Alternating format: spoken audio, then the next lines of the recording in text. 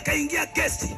Alipoingia gesti na yule binti akamvaa. Jamaa amevua nguo tu, yule binti akatoa meno akamvaa, akamnyonya damu yote. Alifikiri yule ni binti kama kimada mtu, akajichomeka, akamwacha chini ameanguka, akafungua mlango akachoropoka, afu mlango ukajiloki kwa ndani.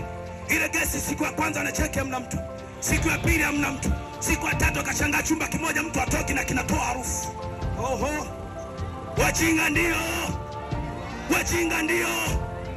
Hitaji la kwanza kwenye maisha ya mwanadamu sio mtu, hitaji la mtu sio mtu, hitaji la mtu ni Mungu aliye hai. Mpate Yesu kwenye maisha yako, atafungua macho yako, utajua ni nani aliye mbele yangu, utajua ni yupi aliye mbele yangu.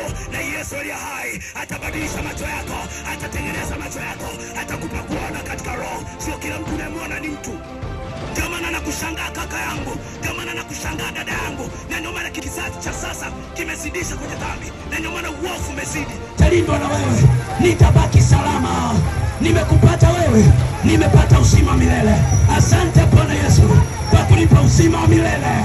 Ninakupokea na ninatangaza tangazo moja ambalo ni kweli na hakika, nimeokoka.